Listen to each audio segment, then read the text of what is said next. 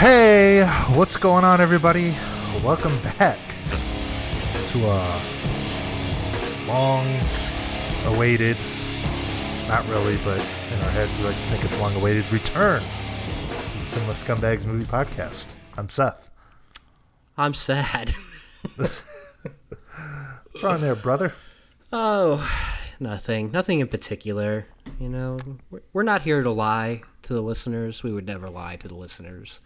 But it's been quite a while, and all two of you have been chopping at the bit for a new episode. But yeah, I mean, just haven't felt like it. You know, just to be honest with everybody, just everything going on, and you know, we're back though. We're here, and we're mediocre as ever.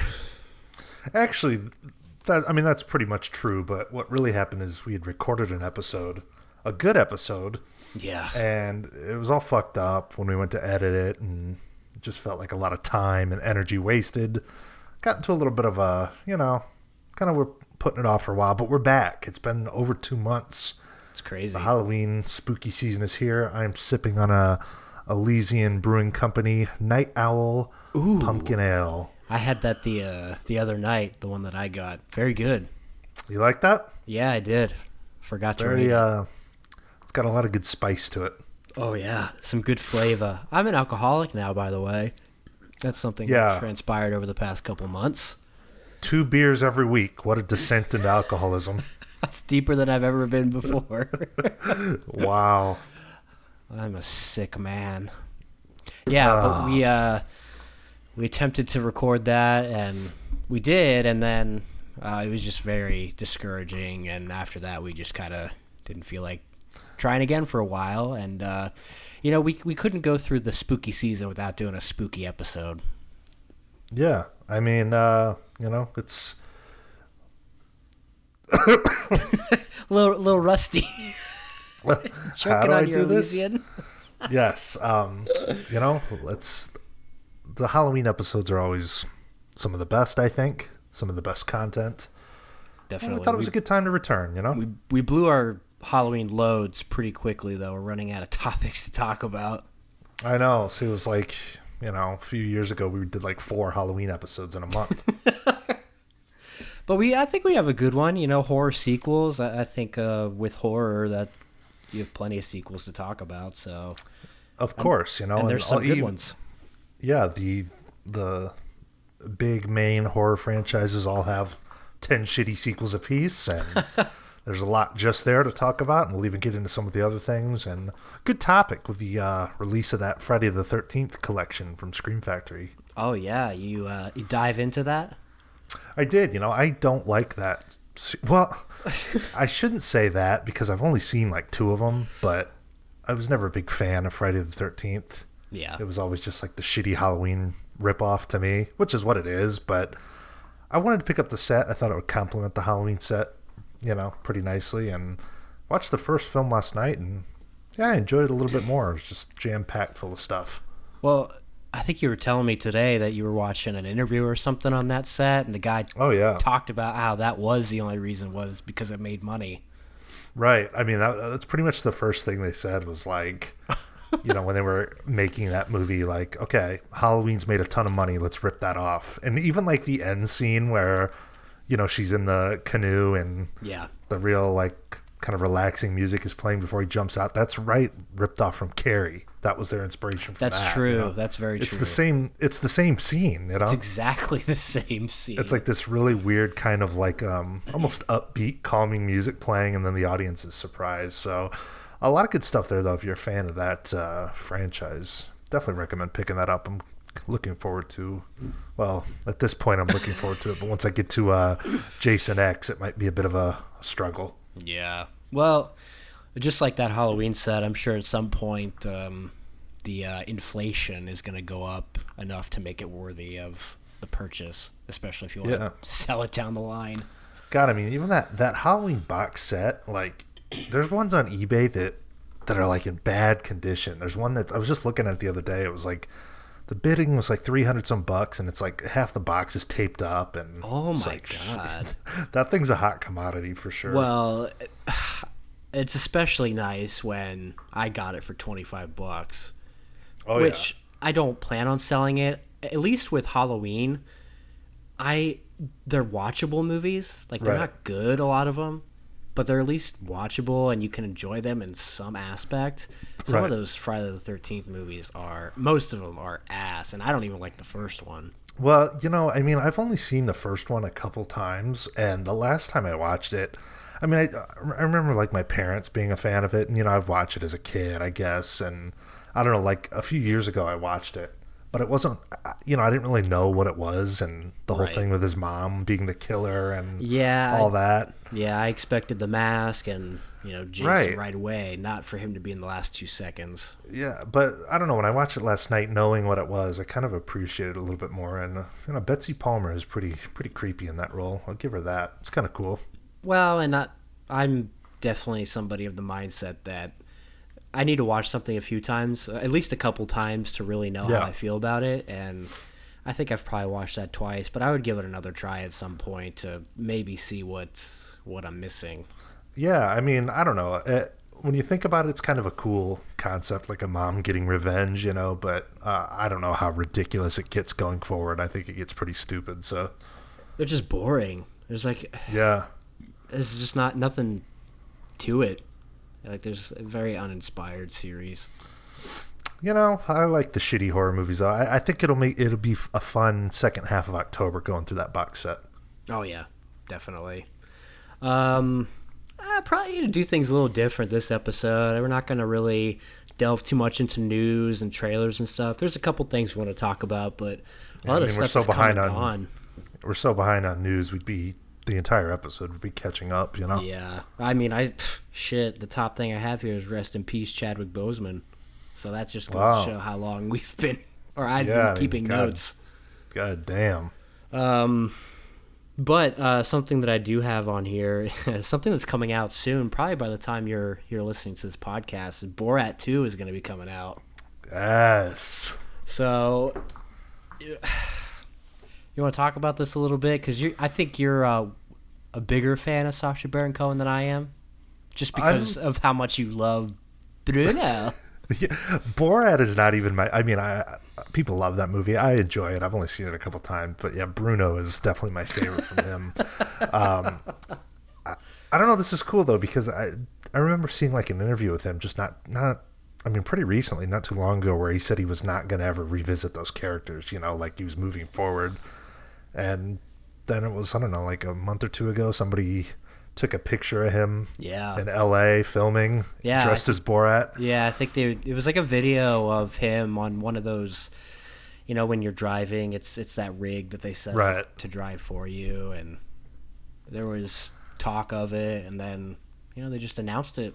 Yeah, coming to Amazon Prime the end of this month, which, man, I know it's probably not good for business, but I love the trend of like stuff being announced and then it's like out almost immediately, Well, I mean, that might be the way that we're headed, because even with like Disney Plus, that Soul movie that was supposed to come out in the summer, they're releasing that for free in December. I mean, that's, I don't know, like, I understand the business aspect of hyping something up and, whatever, but as a consumer, I guess it's cool to just get the announcement and then like very minimal wait for something, Yeah, and I love the theater experience for the most part. Obviously, it has its caveats, but I think we're starting to hit that trend of what we saw coming for a long time: digital releases, digital VOD, theater experiences. I guess things are changing, and if I had to predict how I thought the theater scene and everything was going to go, I couldn't, because it's just so up in the air. And they all open back up, but then there's nothing to play. I mean, it's like you're not going to maintain business playing, Return of the Jedi for 5 weeks straight or whatever they're playing, Christopher Nolan tried to do it, and his movie has not made as much as they thought it would. So it's everything's up in the air. It's a very strange time, as we've said several times over the past few months, and really odd time for new movies. I mean, I think Bill and Ted 3 has come out since we last did an episode. Oh yeah, and I think it did pretty well too. Yeah, and that was released on Amazon or wherever to rent it, I guess. And Yeah. just the other day during the Prime Day, it was on sale for like $10 to rent, which that's not bad, if you held out a little bit. No, definitely not, especially if you get a couple people to watch with you. Yeah, I don't. And all these movies, too, all the movies that were supposed to come out this year, they're pushing them back to next year, which I don't know how it's going to work because you'd think they'd have some sort of schedule for next year, and it's going to be a clusterfuck of all these movies, and what's going to happen with the Oscars next year, and yeah, I mean, like, we're not going to be able to make top 10 lists for this year. No, God, dude, things are bad when the best movie you've seen is Greyhound this year. Oh Let me my tell God, you. I couldn't even tell you. I can't. I watched something. Gretel and Hansel. Oh God, I can't even think. Like I couldn't even tell you. I haven't kept a list, so I don't know. Yeah, it's really, really, really strange. I don't know.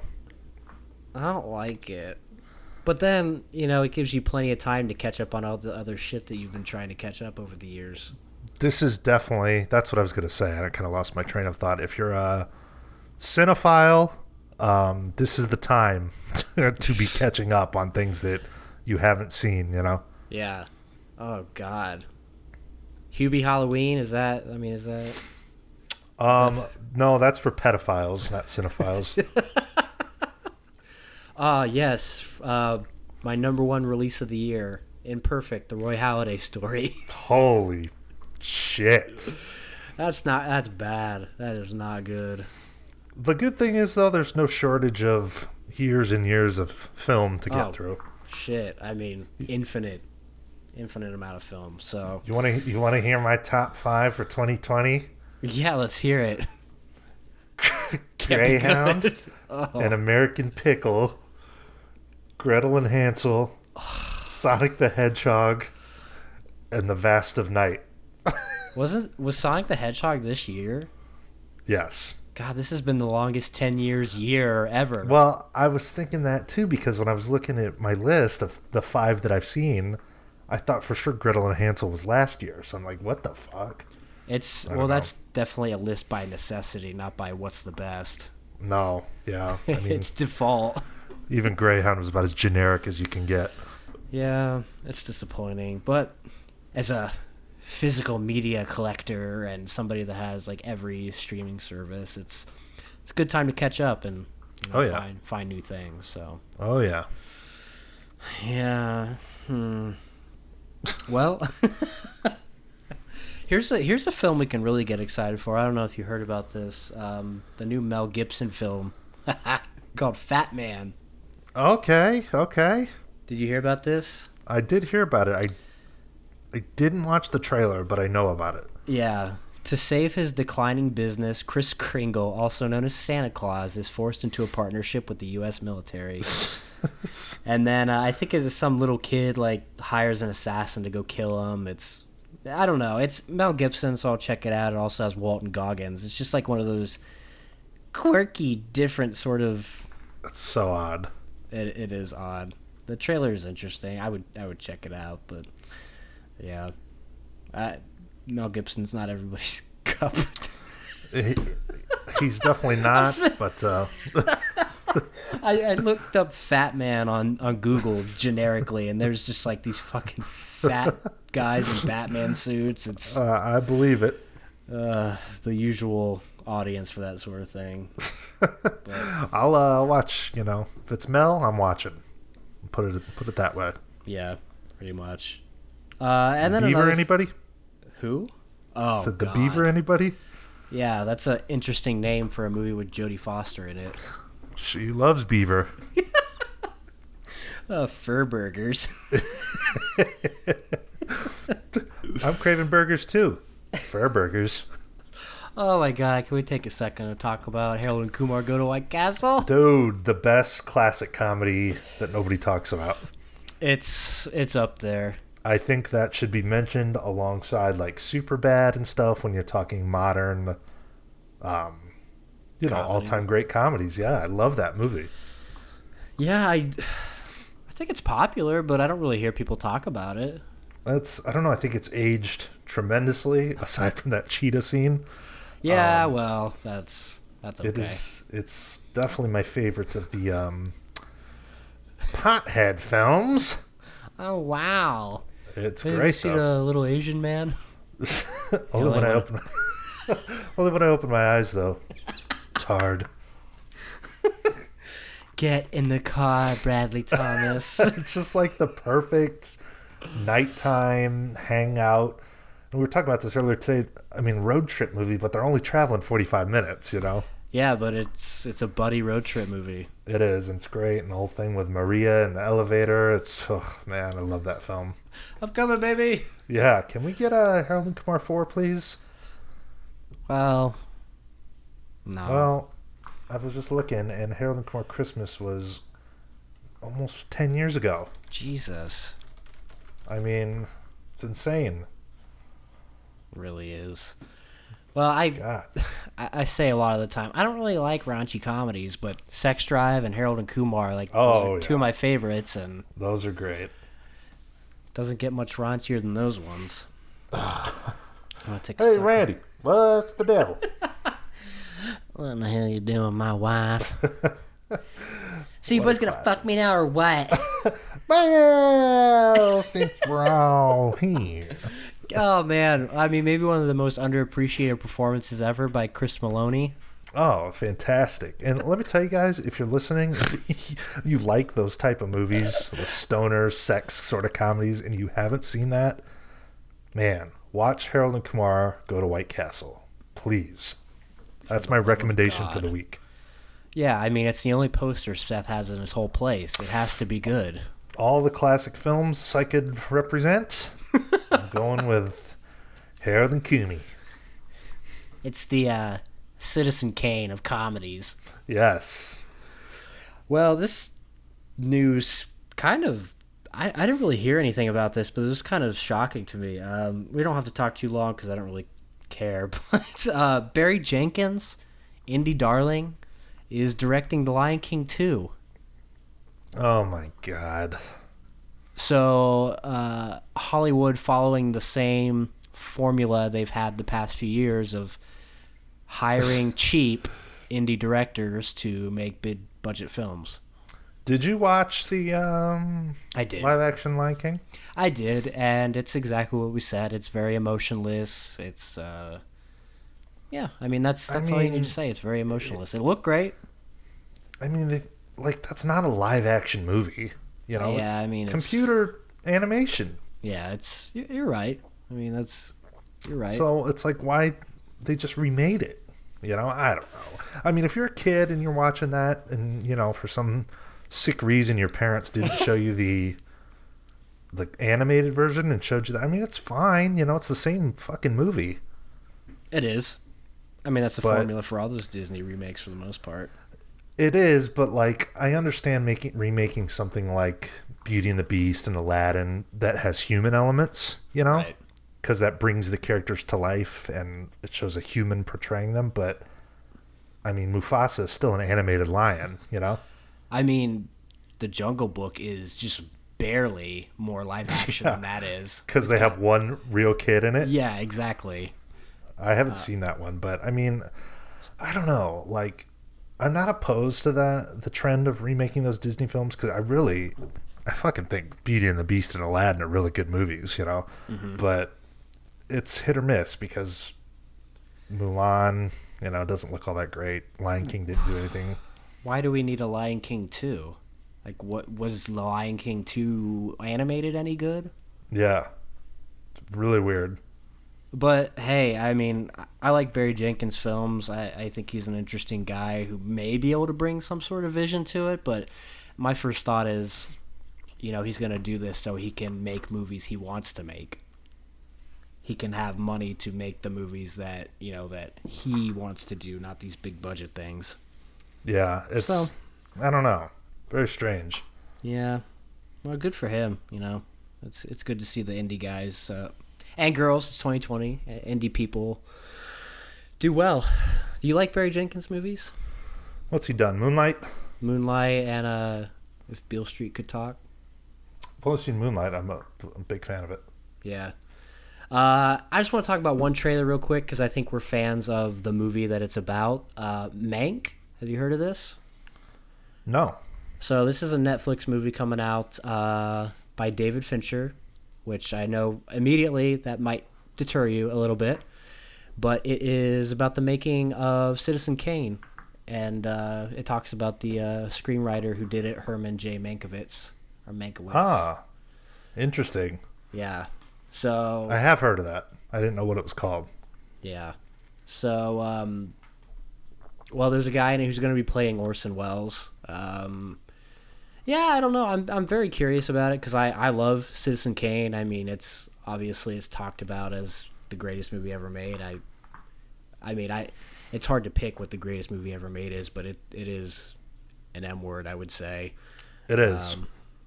But yeah, I'd be interested to check this out. Apparently, he shot it and used cameras from the time to make it seem authentic. So, yeah, I'm intrigued. Interesting. And it's got Gary Oldman in it. Oh, cool. Sounds good. Playing the man, the myth, Mank. I'll check it out. That comes out in November, I believe.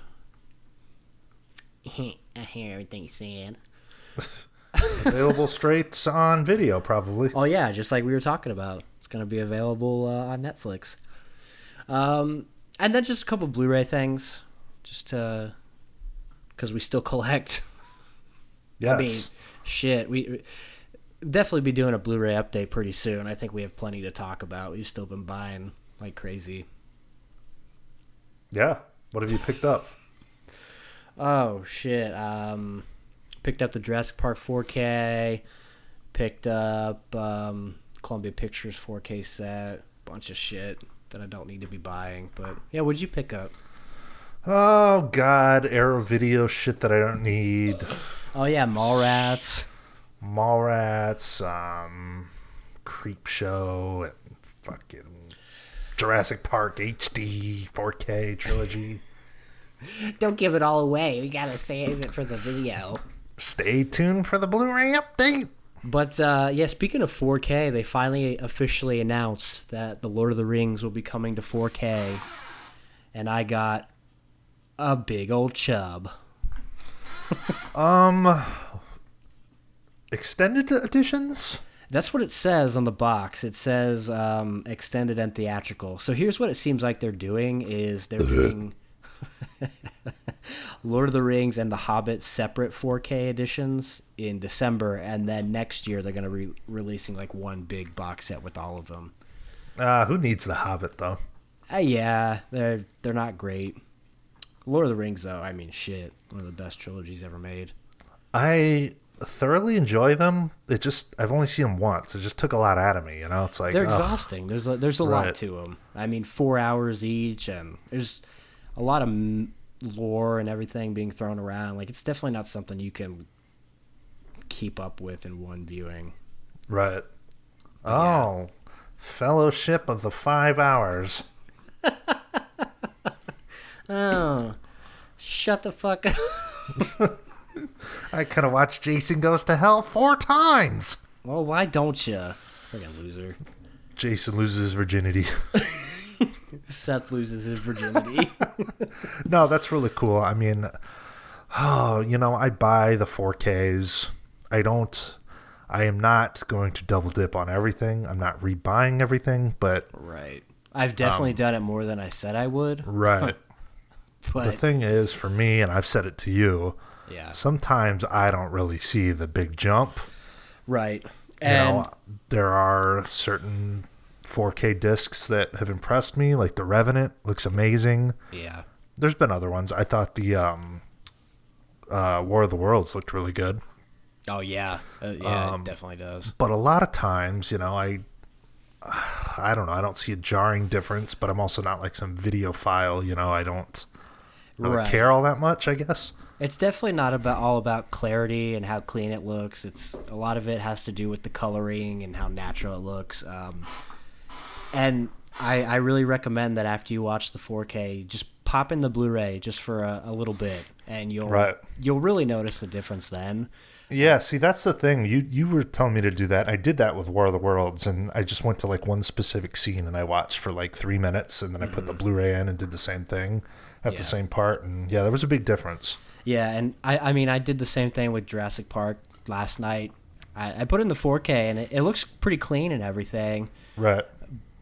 But just like on the review of that we read, it wasn't as good as it could be. But then I put in the Blu-ray, and it really shows the age of the Blu-ray. I mean, it's just night and day. You really well, see, that's awesome, because I kind of felt like I didn't need to buy that. So right.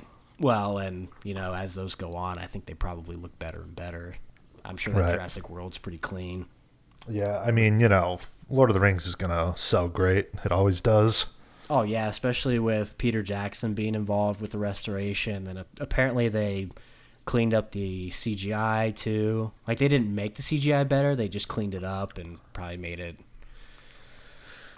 better. I can't imagine those not being good with him involved.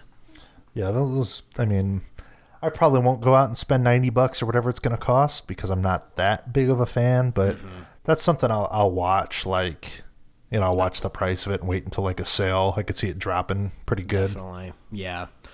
And then also, just today, we had the January Criterions announced. Some interesting stuff in here. Skateboarding, anyone? Ooh. So, yeah, speaking of that, Minding the Gap, the Hulu exclusive documentary. I know that you mentioned today when I brought it up, why, of all the things to pick, why... Don't get me wrong, it's cool. I've really loved that movie. And I would probably buy it. Yeah, I would too, but I thought about it, and it definitely has to do with rights, because, I mean, Rolling Thunder Review, the Bob Dylan story by Martin Scorsese, which is a Netflix thing, I think it's just much easier for them to secure the rights and everything from things that are on streaming services already. So I think maybe that has something to do with it, because you had Portrait of a Lady on Fire, Parasite, which is on Hulu. I think just Marriage Story, Irishman, all those things are so quick to turn around, and I think the rights are definitely a big reason, and how quickly they can get the supplements together. I would buy that though, because I've watched that again. Most documentaries I don't need to go back to. That was kind of something deeper than just a guy skateboarding. Yeah, and it's got a commentary with all three of the guys on it too. That's cool. That's cool. Yeah, the one kid was in the Tony Hawk documentary. Oh yeah, there's also a new programs featuring interviews with professional skateboarder Tony Hawk. Oh shit. Yeah, so there's some good stuff on there, and a short film. I actually think he lives out here, the one black dude. Oh really? Yeah. Keir Johnson, I assume that's who he is. Yeah, I mean, I had a skateboarding phase that was just that, a phase. I was not good. I've seen the video. But I was not good, but I love the culture of skateboarding. Like, I grew up with the culture of it. I got the Tony Hawk games. I watched the BAM and the Tony Hawk videos, all that stuff. I respect skateboarding and that ability to be able to do it. So I just enjoy it. It's something. What you're saying is you were a poser like I was. Oh, definitely. I had all the brands, but I couldn't do shit with them.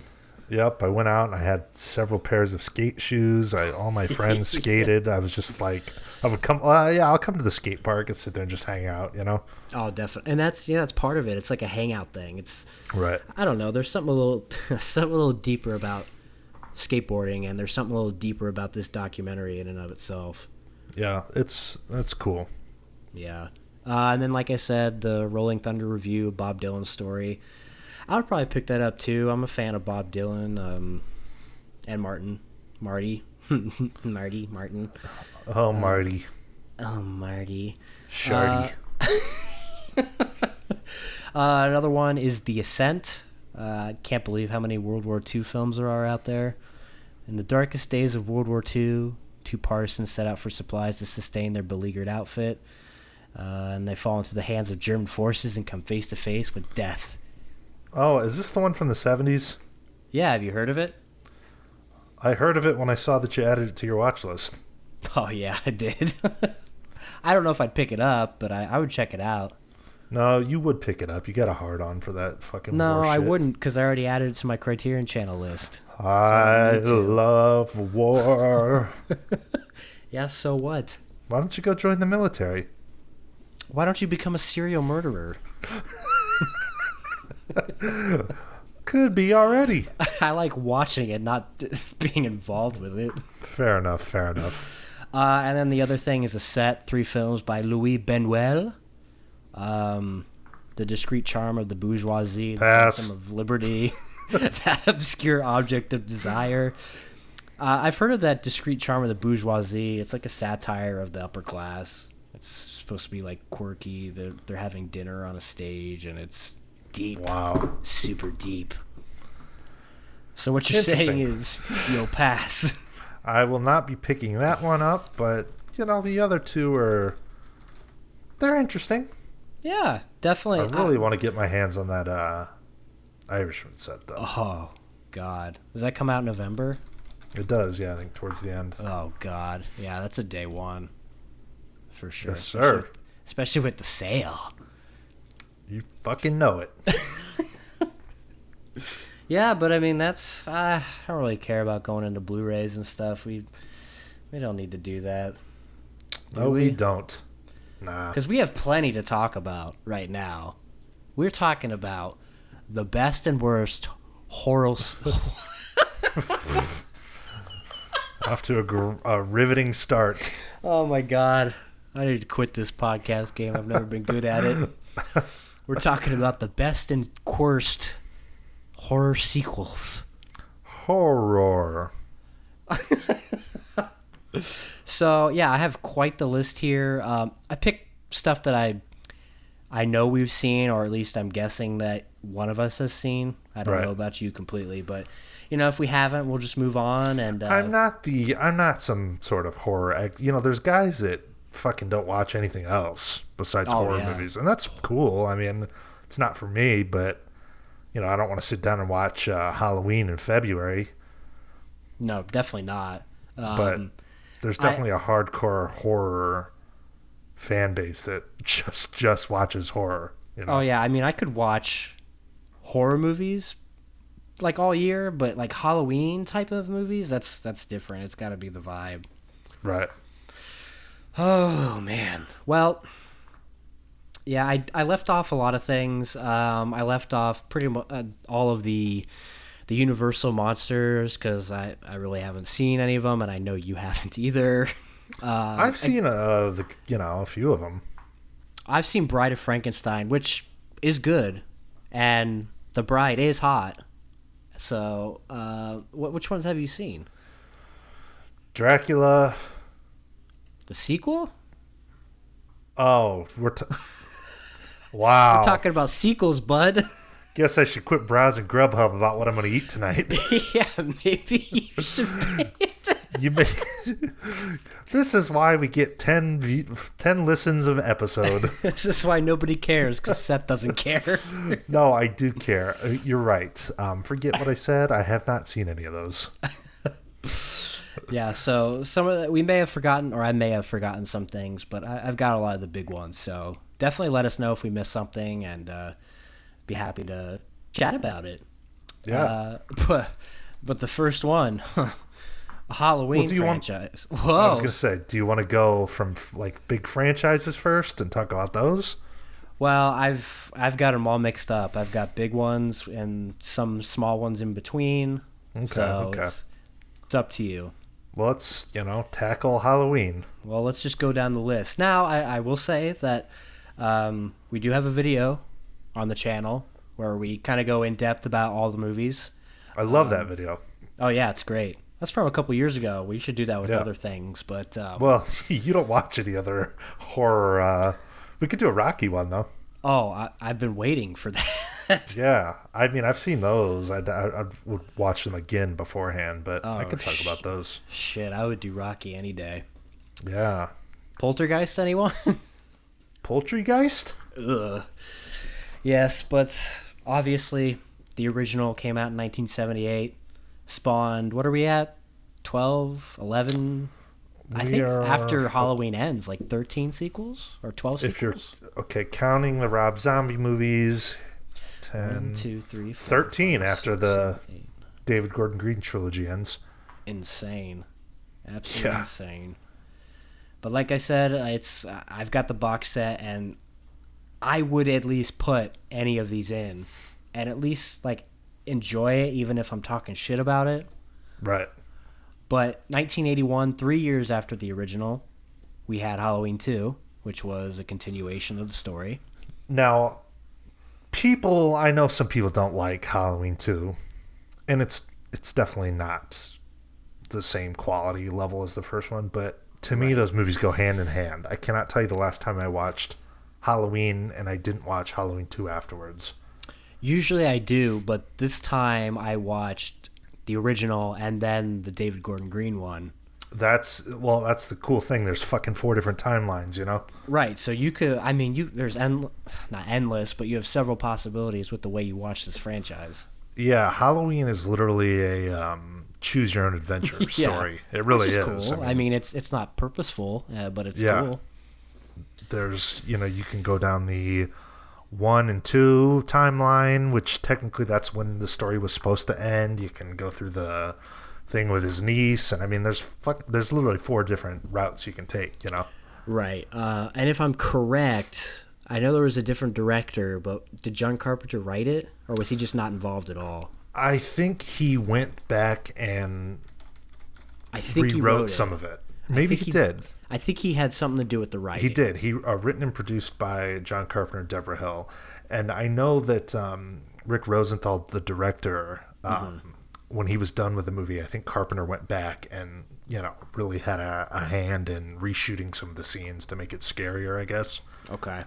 There's, it's been a while since I've taken in all the behind-the-scenes stuff about that movie, but it really is an interesting story because, Carpenter, I think he was kind of over it, even at this point, Of course. Well, I mean, I don't know. He seems like a guy that he does one thing and moves on. Like, I don't think he has very many sequels.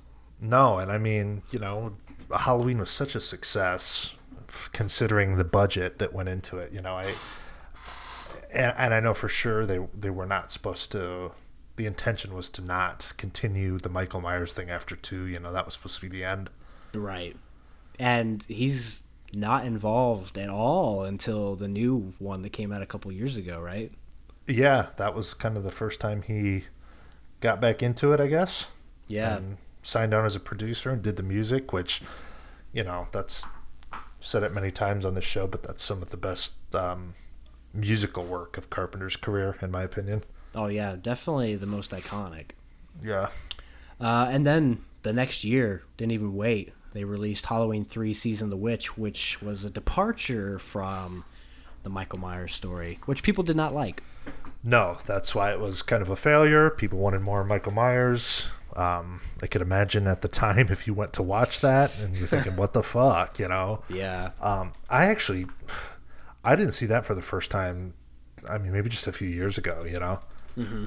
I never knew there was kind of a thing where I just didn't know about it. I knew about 4 and 5, but 3 was just always missing for me. I didn't even wonder about it, really, Yeah, I've said it several times, but I didn't love it the first time I watched it. I do want to go back and see if I can appreciate it in a different way, because it is completely different.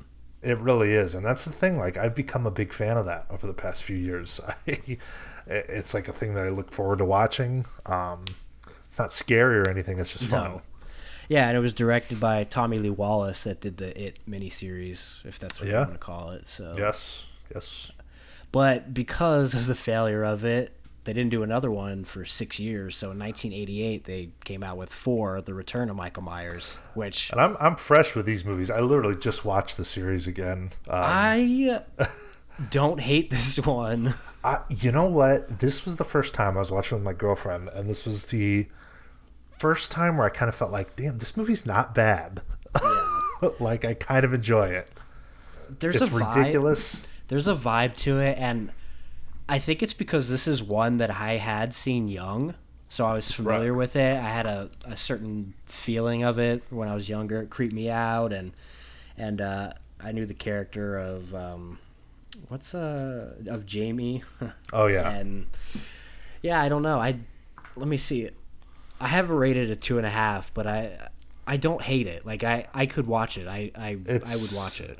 It's funny because I had it rated as like a 2 or a 2.5, and this time I bumped it up a little bit. It really, compared to the other sequels, it's pretty decent. And there's like this opening montage of like the Midwest in the fall, and it's so good. Yeah. Yeah, it really is. And Ellie Cornell as Rachel, I never really appreciated her until I got into my manhood, but man. Yeah, she's a nice little scream queen. She is. Scream cream. But then the next year, things must have gone well because they released 5, Revenge of Michael Myers. But that is a direct sequel. It is. This is going along with the timeline of his niece. I don't like this one. This one's less good. Yeah. I mean, it's got Rachel in it. She's even hotter in this movie, but she meets her demise.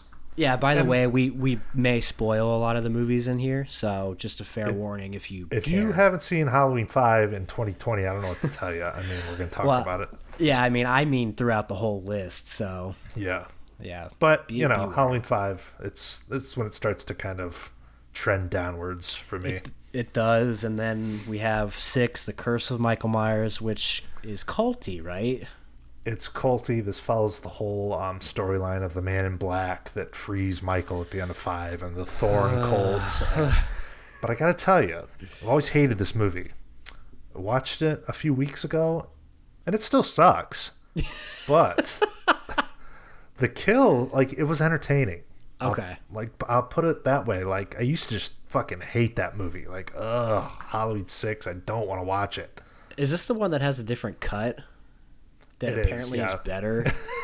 So the producer's cut that finally got the Blu-ray release a few years ago when that set came out, and yeah, there's people that'll try and trick you into thinking that it somehow makes it into Citizen Kane or something. Oh, you mean the Snyder cut?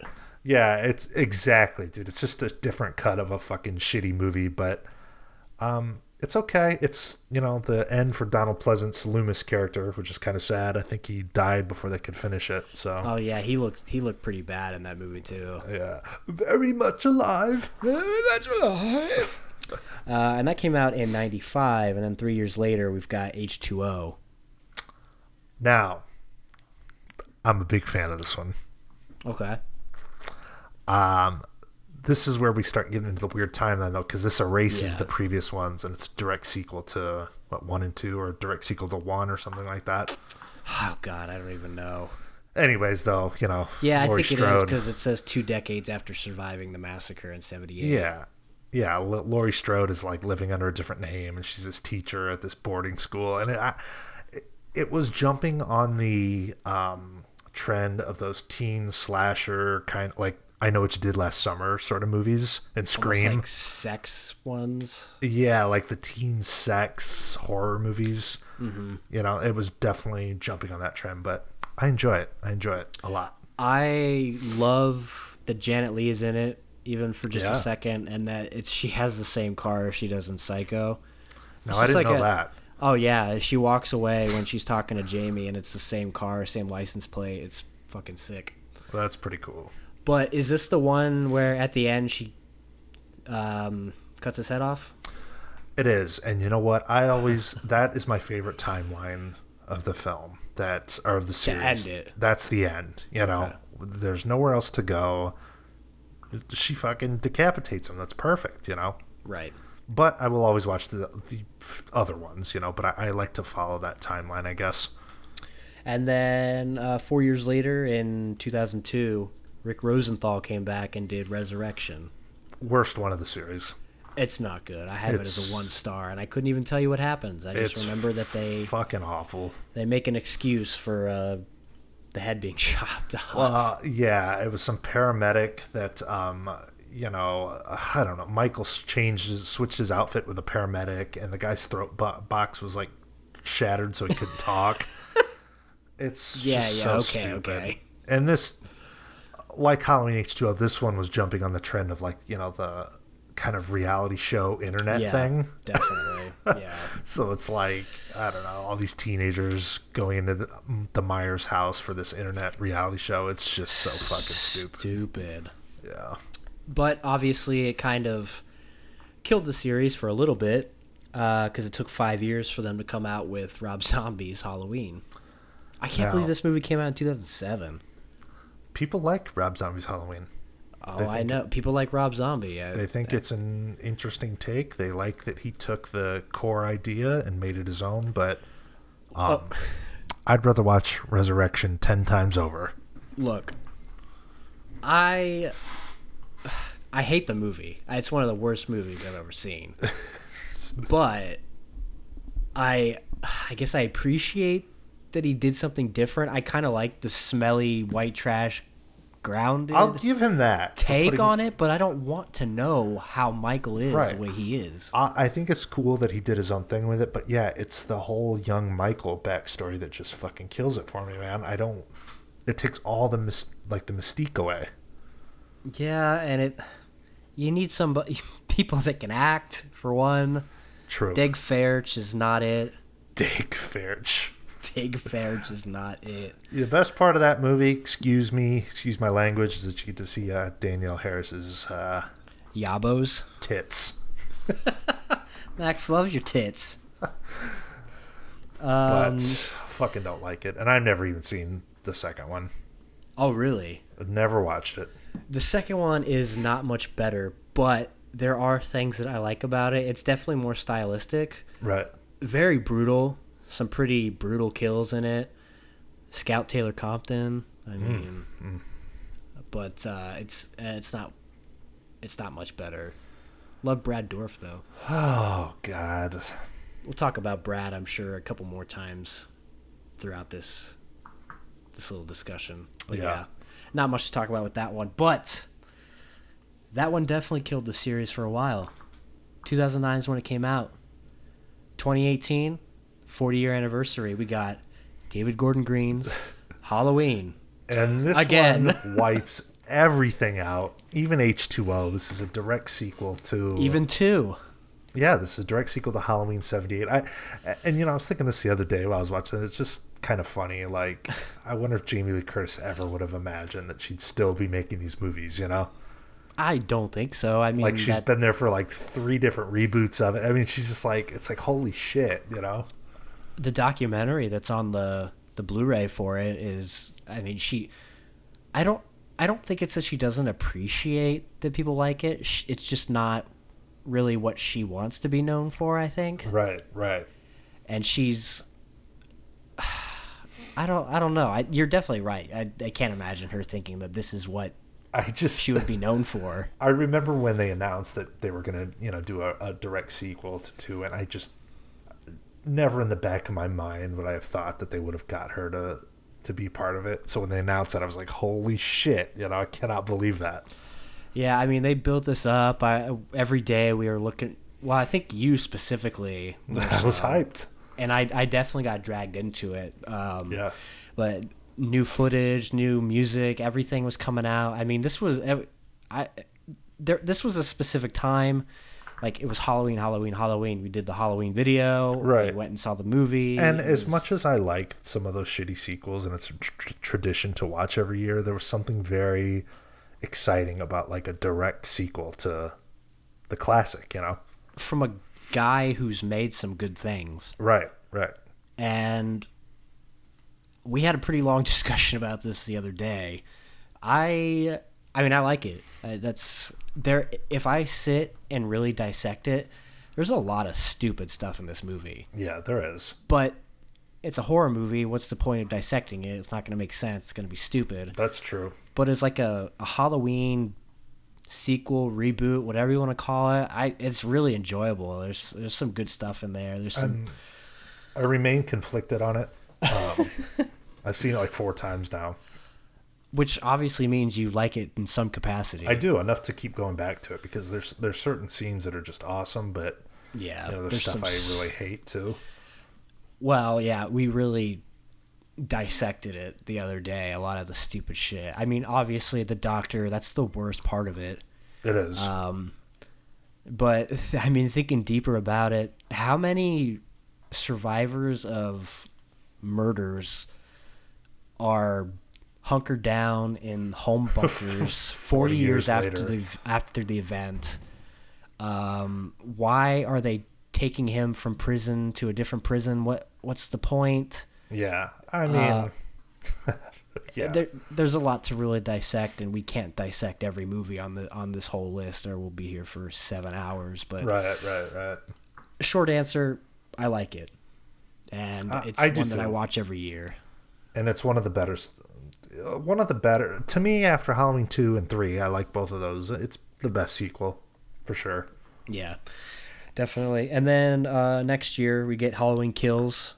I'm of the mindset that... Let him burn! I'm of the mindset that they have to kill Laurie. Michael has to win in this one for it to even interest me in seeing the third one. I wasn't even thinking about that until you mentioned it the other day, and yeah, I mean, that's a good point, you know? Yeah, I mean, and it wouldn't surprise me. Like, 40 years of Halloween, you'd think Jamie's ready to cut it loose. Well, they also killed her in Resurrection, and that was totally erased, so who fucking knows anymore? Well, it's called Halloween Kills, so he's got to kill somebody. It's good something. Point. Something's got to happen. And then 2022, we get Halloween Ends, which... Thank God. We'll see if it actually ends. Jesus. Oh, dude, they'll probably be making Michael Myers and fucking Jason movies when we're old men, you know? Oh, I mean, they could probably put out a Halloween box set part 2 at some point. Yeah, I mean, they're timeless, and the horror villains just, they go from generation to generation, and I don't know. It's interesting. Yeah. You ever seen the Leprechaun films? I haven't. Like so a this little is up bit. To you. No, we can skip over it. Halloween or Leprechaun. Have you seen Hatchet 2? I haven't seen Hatchet 2. Have you? I haven't, but I do like Hatchet. I do like Hatchet. There's kind of several an interesting premise. There's several sequels to it. I think there's a Victor Crowley as well. Yeah, it's kind of become its own little franchise, I guess. An American Werewolf in Paris. Have you heard of this? No. Sequel, obviously, to An American Werewolf in London. Can't imagine it being very good. No. When did that come out? That came out in 1997. These losers don't know anything about horror sequels. 1997. Okay. Ooh, oh my God, Julie Delpy's in it. Oh. Julie Bowen's in it. Ooh. Damn. Okay. All right. No. Wait, so which Julie's in it? Julie Delpy and Julie Bowen. Both of them. Yeah. Double no Griffin though, Juliet. unfortunately. That sucks. Man. All right, we got some Paranormal Activity. You like I could talk these about films? these. I think the first one's really good.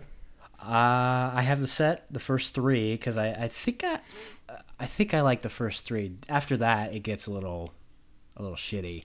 But the first one was kind of a phenomenon when it came out. It was kind of the Blair Witch Project of this generation, I guess. Yeah, that one came out in 2007. Shockingly, it took them 3 years to put out a second part. With Katie Featherstone coming back for that one. I saw that one in the theater. I saw both of those in the theaters. Uh-huh. I remember thinking the second one was fine. I mean, it kind of creeped me out in a few parts, but I think that first one was really, really good. Yeah. And then part 3, I think the first 3, oh, shit. Is it the third one where it's like her sister and the kid? I think I saw that. Maybe I skipped the third one. I saw the fourth one. I don't know. The fourth one is not very good. They play on the Kinect, the Xbox Kinect, and how the lasers. Oh shit! Stupid, really stupid. But there is an awesome like cameo at the end of it where Katie from the original comes and attacks her, and it's like the last shot of it. That's maybe I think I saw that because I remember seeing her return. So who knows? She's in all of them pretty much except the last one. Maybe I'm just maybe I'm thinking of one of those. I don't know. Maybe because then in 2014 the marked ones came out, which was like the Hispanic one, right? Which was also not very good. And then the Ghost Dimension, that one came out in 2015, and that was, I guess, a prequel when they were young. And I also have here that Toby, that imaginary friend, that's you know who I'm talking about. Yeah. Well, it seems that in the last one, there's a person that actually plays him, so I guess you see him. Cool. Of course, you've got to explain it and let everybody see. And that's there's nothing left to the imagination anymore. Of course not. I've got a ton of smaller things here, but I'll skip over some of them because I know this is probably gonna slow us down. But a big series, one that I'm trying to get through now, Saw. Now, I've seen far more of these sequels than I care to even admit for some reason. I don't know why. I haven't, but I will say that I do enjoy the first. I enjoy the first two. The first one is obviously the best. The first one's a good horror movie. It is. It's like a horror. I don't know what is it. A horror movie? I don't know. A horror police procedural, maybe. Yeah. A horror murder mystery. I mean, it's not what the series seems to have become. Right. It seems more like a cop movie. Right. With horror elements. And then it started to turn into like how crazy torture can we make the porn. traps? Yeah, which is whatever. I mean, not for me. Yeah.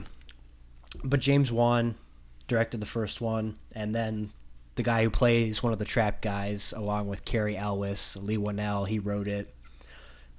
He's done a lot of things. He's been writing and directing a bunch of things. He did that Invisible Man. Oh, okay. He also did that Upgrade movie. So he's constantly working. Okay. But once again, it did really well. So holy shit! Every year for the first 5, a new one came out. So in 2005, Saw 2 came out, which I don't hate. Beverly Mitchell from Seventh Heaven. Oh, that's right. That's right. I love at the end how they go back to the room from the first one. Yeah. I saw that one. I don't really remember it, but I used to go with a buddy that loves that shit, and oh god, I sat through like all of them when they would come out. I don't know why. Yikes. Yeah. Sounds awful. Yikes is right. And then the next year, 2006, we have 3. Lee Whannell came back and wrote that one. 2007, we have 4. 2008, we have 5. 2009, we have 6. 2010, we have the final chapter. And then for a while, it seemed to have kind of killed the franchise until 2017 when they did Jigsaw. I didn't see that. I didn't either, but it's in that set, so I'll get to it eventually. You'll never get to it. But there's a new one coming out, and I don't know if at the time it was known that this was a sequel, but it's that Spiral movie with Chris Rock. Oh yeah. I saw the trailer for this. I think at first it was just called Spiral, but now it has Spiral from the Book of Saw. Oh, well, gotta let everyone know. Yeah, and it was actually the story by Chris Rock. Yeah. Oh yeah, because he's like a big fan of that. I remember reading that when that was announced or whatever. I thought the trailer looked cool. I mean, I don't know. I like those really drab and dreary horror movies that just have that. It looks like they're going back to like a police procedural thing. Yeah, I mean, honestly, like, I'm so burnt out on Saw that I don't think I was really even paying attention when I watched it, but... Yeah. Maybe it'll be I could see that. It could be, like, probably one of the better ones. Maybe it'll be a prequel where Chris Rock plays Danny Glover's grandfather or something. Oh, wow. Sign me up. Or his dad. Old D-Glove. Love him in Angels in the Outfield. Somebody has to. Ooh, I haven't seen these, but I know you have. Blair Witch 2, Book of Shadows, and Blair Witch. I'm passionate about these because of how much I love the Blair Witch Project. I I wouldn't say I refuse. I just haven't watched them yet. I avoided Book of Shadows for years because I heard how bad it was, and I was just like, I don't want to sit through that, you know? Yeah. So then whenever that was, a few years ago, when that secret sequel, Blair Witch, got announced. Yeah, it started out as like The Woods or something like that. Yeah, and, you know, it was Adam Wingard, and it was kind of under wraps the whole time, and I was so excited for it because I love the Blair Witch Project. I thought, man, this is going to be, yeah, it's like Heather's brother. Yeah. Going out after all these years with his friends to try to figure out what happened. And wouldn't you look a little earlier? Yeah, and on paper that doesn't sound like a bad idea, but that movie just did everything opposite of what the Blair Witch Project did. There was no build up. It's just like loud and obnoxious. Loud, and yeah. They show you. Right. It's like the very first night they're in the woods, like the shit's loud and it's just so like hitch in the head with fucking scary moments and annoying. I hated it. I hate that movie. I've seen it twice and I'm probably good. That sounds awful. So then after seeing that, I'm like, let me go back and see Book of Shadows, you know. It can't possibly be any worse. And it's not. I like it better than Blair Witch, but it's fucking shitty, you know. It's bad. It's a bad movie. Is that one more of like a movie or is it like a documentary? That's more of a movie. It's like these young people who are like fascinated by the original film and oh god. Well, there was no lag between the movies. I'm pretty sure they shit that out right away. Yeah, I mean, you know, those guys, those two buddies that directed Blair Witch Project, they've unfortunately never been able to recreate that success, but it's okay. As you wouldn't. Know? Right. I mean, and I heard they might be working on like a TV series or something that could come out. They just give it a rest. Let it die. Much like with the original Halloween that we were talking about, you know, the thing that makes that so scary is the mystery. Right. Yeah. The Blair Witch Project, you just get that little bit at the beginning with the townsfolk kind of talking about some of the legends, but that's really it. You know, the rest is left up to the viewer to figure it out. Which is the best thing about horror. Yeah. Like, there's some great creatures, some great villains and murderers and this and that, but the scariest thing is when, you know, you don't know what it is. Your imagination builds it for you. Right. I don't know. You know, those sequels, like a lot of other things, fell victim to trying too hard to explain things, I guess. Well, fit a mainstream audience. Right. That's the worst villain in the world is mainstream audiences. I would say, though, I mean, out of curiosity, because I know some people like it, you could watch Blair Witch. Okay. And maybe, you know, you probably won't like it, but it's probably worth a viewing, I guess. Yeah, I would check it out. I think it's on a lot of streaming services. So yeah, so it's available. Next big series, though, The Exorcist. Tubular Bells. Oh, I can't think of the music off the top of my head. Me either, but whatever. Me neither, but the original is fucking awesome. It is. I mean, it's a victim of its own reputation because, you know, people always, it's the scariest movie ever. While it's not really scary, it is great. Yeah. And that one, the original, came out in 1973, directed by William Friedkin. But 4 years later, they decided we needed more. And they came out with two, The Heretic, which, from what I've heard, is one of the worst movies ever made. So you never seen part 2? No, I haven't. I've seen 3, which we'll talk about. So you skipped over 2. I did, yeah, because I don't think it I've heard it's horrible, but I heard 3 was good, so I didn't even fuck around with it. I know that Linda Blair is in the second one. She is. She's not in the third one. Yeah, it's just, I don't know.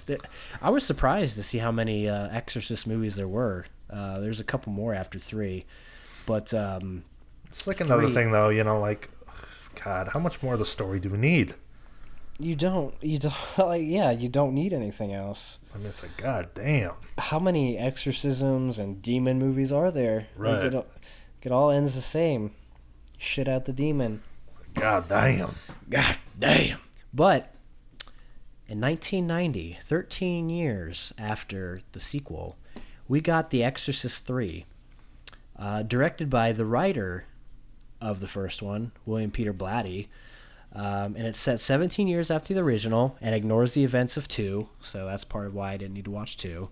And it follows a character from the first film, Lieutenant William F. Kinderman. I don't know if you remember that part in the original. It's the cop that's talking to the priest, who was played by Lee J. Cobb in the original. In this, it's played by George C. Scott, which I fucking love that guy. He's a great actor. But he investigates a series of demonic murders in Georgetown that have the hallmarks of the Gemini, a deceased serial killer. And they based a lot of the aspects on it on the Zodiac Killer, one of several serial killers who enjoyed the original Exorcist, as you'd expect. Of course.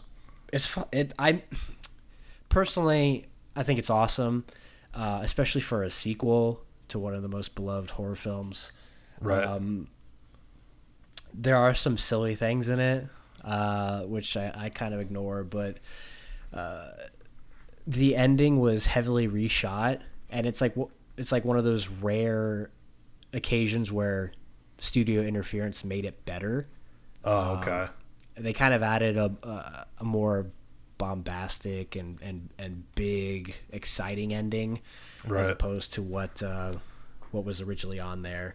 Okay. Okay. But yeah, it's kind of awesome. I recommend it. All right. I'll let you borrow it if you want. I would probably watch it. Yeah. Yeah, I'd be curious to see what you think. This one's definitely more of like a police procedural thing. Okay. But it's got Brad Dourif in it, he's of course playing over the top and awesome as you'd expect. You like Brad Dourif? I do. Well, Chucky. Sure. Yeah, we'll talk about him in a little bit. But after that, 2004, we got Exorcist: The Beginning. And then 2005, we got Dominion, prequel to The Exorcist, which was directed by Paul Schrader. Oh. Which I never heard about that. Paul Schrader. Probably for a reason, though. And then I came across this, too. On August 2020, it was announced that a reboot of the film is in the works from Morgan Creek Entertainment and slated for a 2021 release. A reboot of The Exorcist, the original. Now, I did include this because I think it's important. So these are the last 4 movies that Morgan Creek Entertainment put out. Ace Ventura Jr., Pet Detective.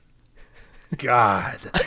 Dream House, The Thing, the remake, and All Eyes on Me, the Tupac biopic. Wow. Impressive. Now they put out good stuff before that in the years prior. They put out the third one. They put out a good stuff, but those are the last 4. Shit. And the 2009 to 2017, that's the only films they put out. It's not looking good. David Mickey Evans directed Ace Ventura Jr. Fuck. It's all been downhill after The Sandlot. That convinces me that maybe The Sandlot is shittier than I imagined. I think it is. Well, I mean, it's a good movie, but I think it's just like a shitty filmmaker who struck gold by pure, luck. Pure luck, yeah. It's if you look at that guy's filmography, it's ass. Right. But we do have another big franchise here, the Texas Chainsaw Massacre. Yes, I can talk about some of these. Now, there are more of these than I thought there were as well. So, 1974, we have the original. Masterpiece. Directed by Tobe Hooper. Yep.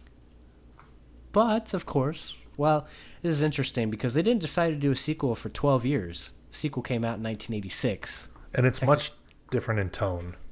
Is it... I don't have it here for some reason, but was it directed by Tobe? I think it was. I think it was. I'll take a look real quick. Yeah, But it was. have you seen it? Yeah, it was directed by Toby. I actually saw this, a couple years ago for the first time. It's much different in tone. Quick look at the poster will tell you everything you need to know. It's The Breakfast Club. Yeah. I would call this more of a black comedy, I guess. But Okay. it's also got some good horror moments. Is it good? I think it's a blast, yeah. I think Okay. it's a lot of fun. This chick that hosts like this radio show, she ends up in their kind of like lair, and it's fucking just ridiculous, you know. That's not the letterbox graph I was expecting. I expected something worse. So that's No, good to it's just odd because it's so different than the Yeah. first one, you know. And it's like if you don't know what you're getting into, you're like, what the fuck? know. Well, the original is pretty horrifying. It is, yeah. I mean, the original is like disturbing. This Yeah. one's just more like kind of crazy fun, you know. Okay. I would recommend it though. Okay. Check it out. 4 years later, though, we got the Texas Chainsaw Massacre 3. Well, it's Leatherface, the Texas Chainsaw Massacre 3. I don't even think I've ever heard of this one. I haven't seen that one. The only one I've seen of the original sequels is 2, and then I jumped back in with the remake. Okay. Well, in 95, we get Texas Chainsaw Massacre: The Next Generation. 2003, the Texas Chainsaw Massacre. Is that the remake? Yeah, Jessica Biel. Ah. Is that any good? I like it. There's this scene. I like the idea of movies like this or series like this getting a modern day remake, Yeah. but I don't know how good this would be. Just Google image search Texas Chainsaw Jessica Biel. It's enough incentive for you to watch it. I like it. I did like it. I haven't seen it in years. It's not horrible. It's not horrible. I'm sure people out there will think it's horrible, you know. Wow. I like this movie already. Oh my god. So bad. But 3 years later, we got Texas Chainsaw Massacre: The Beginning, because we need a prequel, I guess. I went to the theater to see that for some reason with my buddies. I don't remember it at all. At all. I just remember being in there watching it. I think I might have been under the influence of something. Cock. You caught me. Never mind. But in 2013, we had the 3D phase. Texas Chainsaw 3D. How exciting. Odd film. Is it? Yeah, because like it's supposed to. I can't remember exactly. Like I think it was supposed to take place like after the original, like in the 70s or something. Ooh, Alexander Daddario. Oh my god! But like they're using cell phones, and the timeline makes no sense, and the That movie's poster fucked. is horrifying. Yeah, that's probably the most horrifying part. Besides the acting. Besides the putrid acting. And then, a couple years later, we got, I think this is a prequel, Leatherface. Ooh. Maybe that's the one that I saw. That's Yeah, with this the is fucked up timeline. It's the origin story. Oh, who So knows? it's before. Oh, okay. So this was probably the one. Yeah. Oh fuck. I don't know. You can't even Fucking keep up with the garbage. sequels. There's so much. I mean, You it's can't. It's garbage. it's ridiculous. Let's see. We'll move on from that shit. Okay, this next one we don't have to delve into for too long because you're watching them now, and I don't give a shit. But the Friday the 13th series. Yeah. Honestly, I don't want to depress you since you just bought the whole big set, but it's kind of a forgettable series. I'm probably like forcing myself to like them to justify the purchase. Perhaps I realize that I do the same thing. If I really- if I stream something, I'm a little more honest with myself. Well, I had to stop myself last night when I was watching that first one because like when there's like 20 minutes left, I thought this is pretty good, but then I'm like, wait a minute. Am I being tricked? Am I being tricked here? It's because I fucking spent money on it. But Could no. be. Could be. We'll see about some of the sequels. Yeah, they get pretty fucking bad. I didn't even get to watch Goes to Hell or X because I don't think it's in the little set I have. Those don't seem good at all. Don't they go to space in X? Yeah, Jason X is in space. Have you seen the remake? It's not good. Oh. Have you? Yeah, I kind of liked it. Hey, that's good. I mean, it's, your complaint with the first one that there was no Jason. Well, he's the killer in the remake. yeah, that's true. I don't know. It's just, I don't know. You need to realize it's going into some of these horror movies that you're not getting. I'm expecting kills, and this series does not deliver on kills. Really?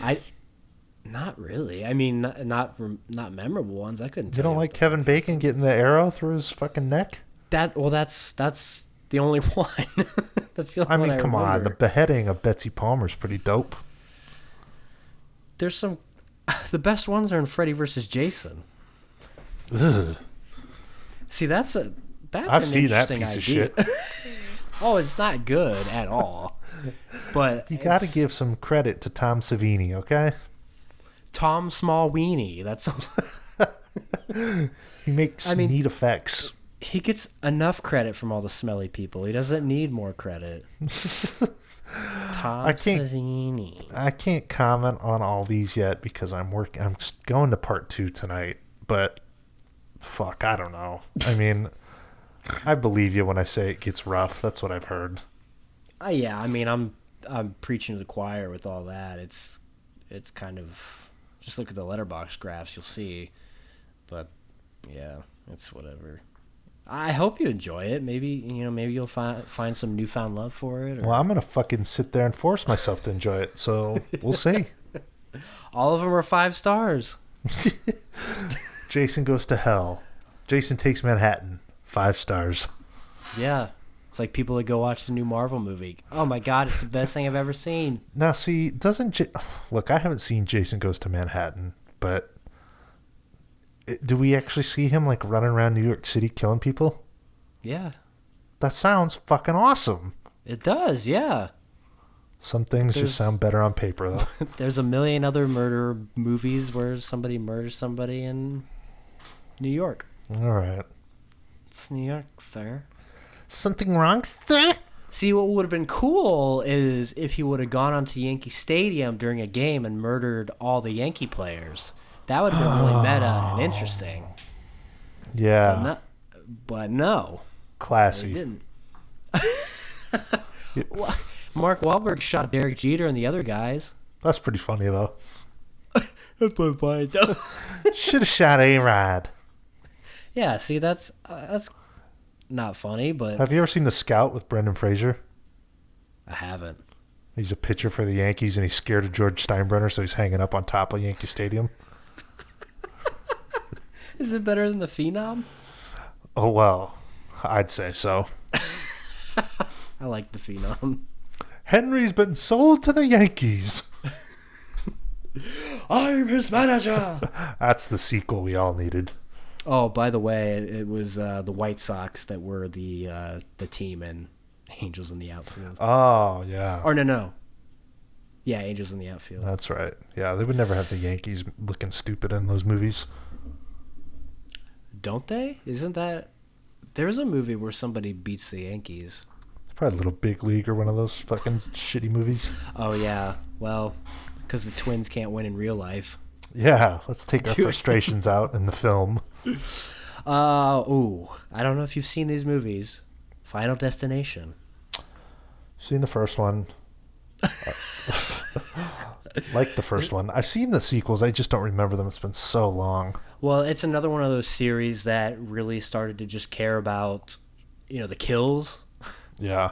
And this is what my demented mind was doing as a child. I was drawing these kills on... Ugh. Like the one in the first one, or I think it might be the second one. Disturbed youth. I was a disturbed young man. The second one where the guy gets impaled by the ladder. Wow. I was a sick young boy. The cool Robert, we need to talk about these drawings that I found.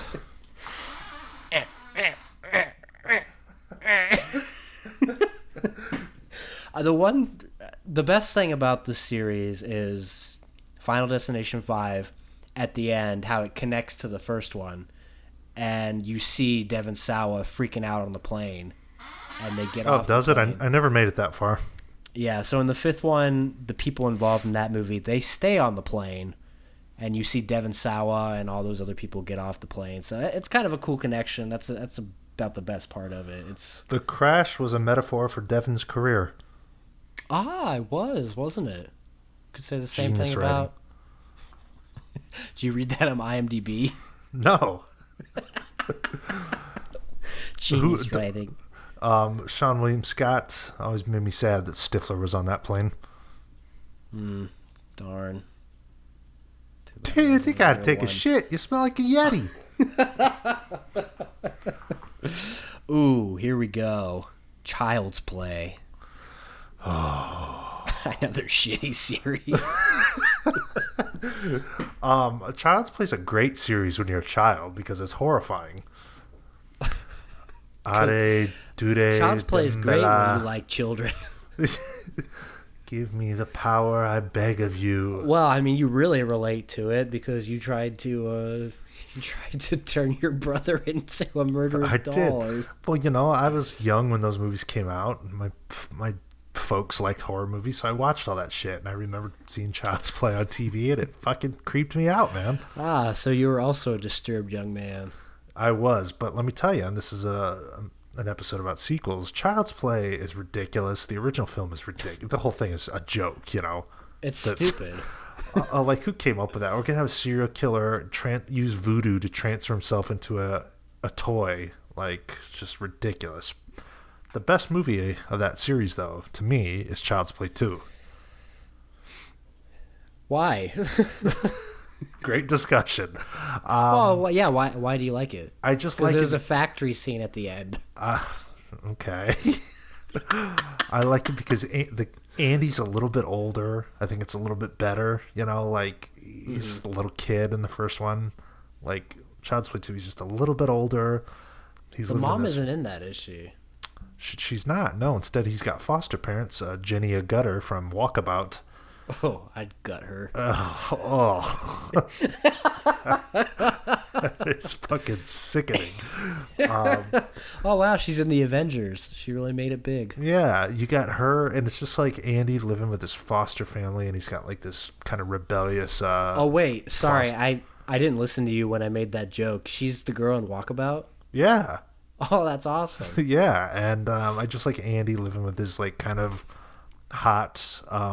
rebellious foster sister, and I just like the vibe better. And yeah, that factory scene at the end when they're in the good guys factory running around, man, as a kid, fucking awesome. Yeah, I mean, I like the first, I like the second. First one was directed by Tom Holland, who also did Fright Night. Spider-Man? No, not that Tom Holland. The whole Tom Holland. You like Fright Night? I do, yeah. You like vampires? I love vamps. Excuse me. Sorry, that made me chuckle. I've also got to say, though, nobody likes the third Child's Play movie, but I think it's fine. Your 3.5 says different. I give it a 3.5? Yeah. Fuck, that's high. I gave it a 1.5. 3.5's high. Yeah. Oh my God, this is the military one, isn't it? Yeah. See, okay. Oh, it's awful. Oh, it's bad. It's bad. I've never understood that, and everyone thinks that way. I mean, it's not just you, but it's Andy is a teenager and he's at military school, and then this box shows up with fucking Chucky in it. I mean, I think it's awesome. The acting is fucking bad. It's horrible. And what's the little kid, the little black kid's name? I don't remember what his name is, but he's kind of Ronald. Annoying. Yeah, he's like, he's like, he listens to Charles Lee Ray and thinks he's like his friend, and Andy's like trying to tell him, no, dude, don't believe this guy.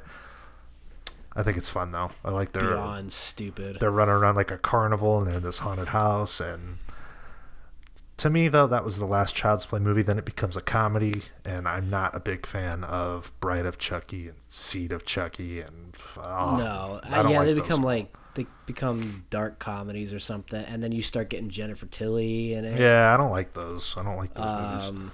Bride, Seed. I'm trying to remind myself by going through the letterboxes, but yeah, they have a fucking kid in Seed. Well, it's just like, I don't know, man. People like those movies, but I like to think of it as a horror franchise, you know, not a comedy. Yeah, and Cult is not good. Is that the one with Glenda? Yeah, and one of those has got the Arquette, Alexis Arquette, Oh my god, that's right. who's died of something. I don't know. You can imagine what, but Natural causes.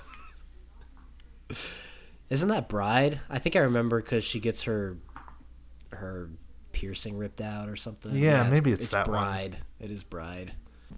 Yeah, but then a couple years ago they came out with reboot, remake. I thought it was pretty decent. I didn't hate it. I'd rather Yeah, watch that over Seed and all that shit. Yeah, and what's her name? I always forget her quirky name. Aubrey Plaza. Oh yeah, kind of an odd role for her.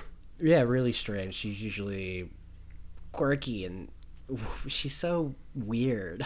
She's just like, I'm just like quirky. I'm just like, shut the fuck up. It's like silly. But then you had Mark Hamill. He came in to start doing the voice of Chucky, which he doesn't really talk like almost at all in this one. He isn't. It's kind of weird, you know. I mean, you can't change the voice of Chucky, and now they're doing a series. I don't know if you saw the teaser for that. I think I did. That was a while ago. I think that trailer came out though. It's really odd. Yeah. The thing with these horror franchises is they just end up doing so much with them over the years that it just becomes like a jumbled mess, you know. Well, yeah. I mean, the storylines are all over the place. It doesn't even matter anymore. No, it's just like a total mess. Let's see. You like the Alien movies?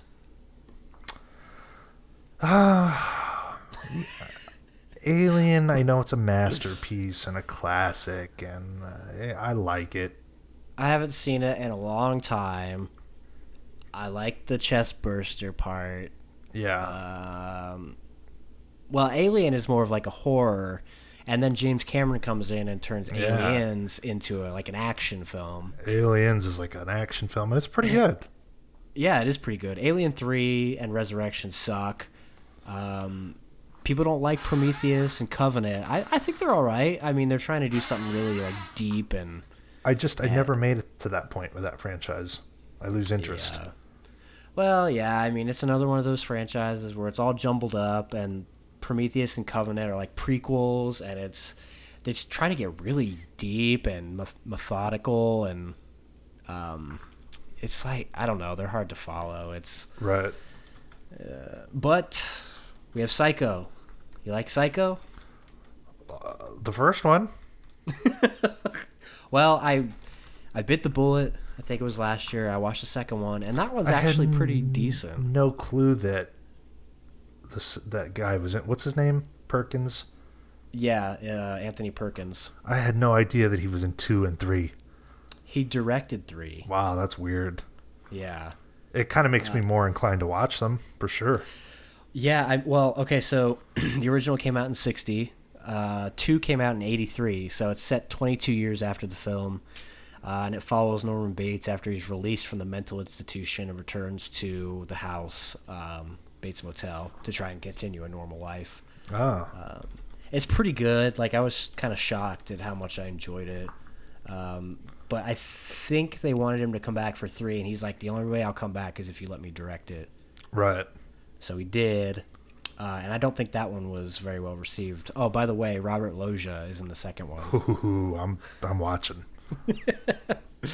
Yeah, the set was just on sale for like $12. I have the Scream Factory for the second one. I couldn't get myself to want to watch those other ones. But then they did the Bates Motel, which is set in like 1987. That show sucks because it's set in it's set in 87, but they got phones. It's the same thing with that Leatherface crap. They've got phones. They're really using phones? Yeah, they're phones. It's like a drama where Norman Bates is trying to get with this girl, and she thinks he's weird, so it's like a high school drama. It's stupid. But then you also get what's her name, though? She's hot. Oh, Vera? Yeah. Vera Farmiga. Yeah. Vera? And her sister daughter. Yes, that is a bizarre dynamic. Thaisa is... I prefer her, personally. Yeah, I mean, Vera's like, 50-something now? Well, that's okay. That's all right. She's hot in The Departed, man. Oh, she is. I'm surprised you don't dislike it because of the accent and the location. Look, for any director other than Marty, that'd be a problem. I don't like Boston movies. Fuck you. But 1998, we got the Gus Van Sant shot-for-shot remake with Vince Vaughn. That sucks. God, I've never watched that. That's weird, though. I never will. I don't want to. I don't understand just, like, if you're going to remake something, why is everything exactly the same? You got to find that fine line between, like, doing some of your own things but not going over the top like fucking Rob Zombie, you know? Yeah, or like Dr. Sleep. Right. But like T2 Trainspotting. Ooh. Strangers Pray at Night. I only brought this up because you've seen it and I just recently watched it. And I enjoy the first one. I enjoyed the first one too, and I also thought the sequel was fine for what it is. Yeah, it's okay. I like... Again, Nick Diesel's high expectations. No, just sit back and enjoy the mommy milkers. The tumors. Christina Hendricks, Bailey Madison, I think is her name. She's pretty. I mean, the acting is decent. Bill Pullman's son's in it. He's good. Yeah, and it's just like fine. I'm not a huge fan of the first one though. You know, I just like it. Yeah, it's disturbing. I hate people knocking on my door. So. Oh, it flared up the old PTSD. Oh, it fucking did. You don't even know. But a series I can't really talk about coming up here, but I think you can a little bit. Nightmare on Elm Street. Okay. Love the first one. First one's a classic. Haven't seen the second. Haven't seen the third. I've only seen New Nightmare. Part 2 is very flamboyant. Part 3 is pretty good. Horrible. Oh, really? I think so. Yeah. Patty Arquette.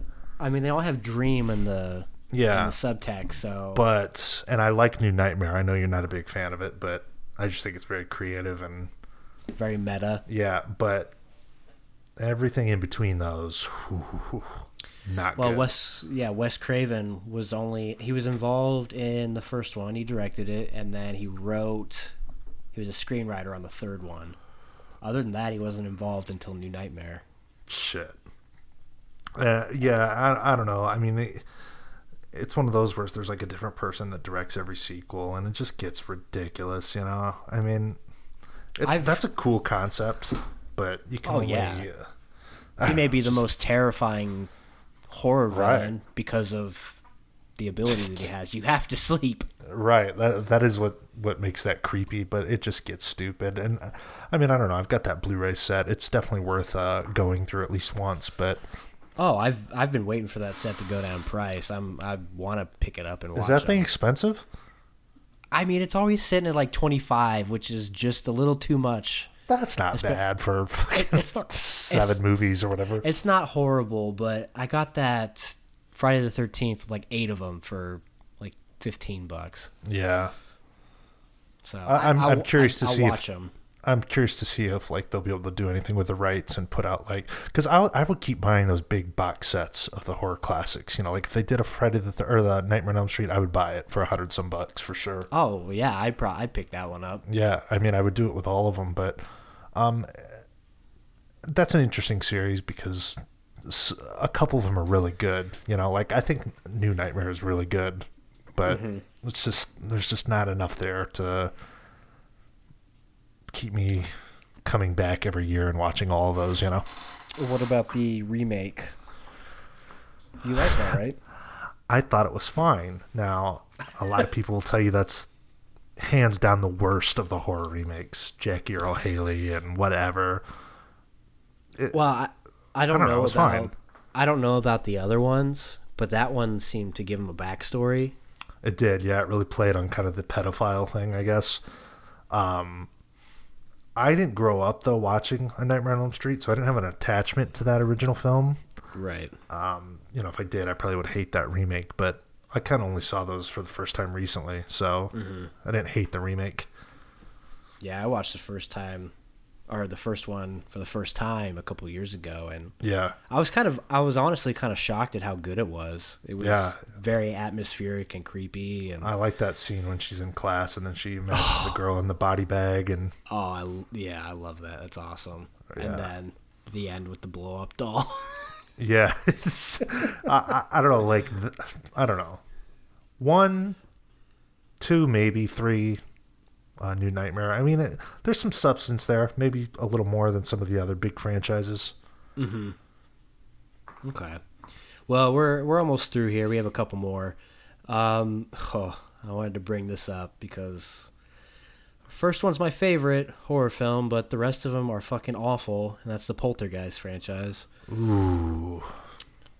So in 1986, they decided to make a sequel, Poltergeist 2, The Other Side, and it kept everybody, the whole family came back, well, except for Dominic Dunn because she was fucking murdered, but they introduced a new motive for the beast, which I guess is what they call the creature, and they brought in this cult leader called Henry Kane, who was also sick while making this movie, so he looks really decrepit and skinny and creepy. That's cool. But the rest of the movie is just it's not good. It says here the original motive of the cemetery's souls disturbed by the housing development was thereby altered. The cemetery was now explained to be built above a cave where Cain and his flock met their ends. So they go back and they're like rewriting the first one, basically. They're retconning shit, yeah. Man, I don't like that. And then here's the part that I really don't like. It reveals that the women of the family are psychics. What the fuck is that? See, man, this is why I didn't even want to buy that part 3 the other day when it was $10 or whatever. Oh, yeah. I could see sequels for a lot of the horror things, but to me, Poltergeist is not something that, like, there's no need for it, you know? It's perfect as a standalone horror movie. Like with a killer or something, you could fucking make those forever, but Poltergeist, I don't know. The idea of a sequel does not thrill me at all. No, me neither. And then maybe that's why they created this this bodied person, this Henry Kane, because he's a physical being. Maybe that was their thought of how they could keep it going. But he fucking died after the second one. God damn. I don't know, man.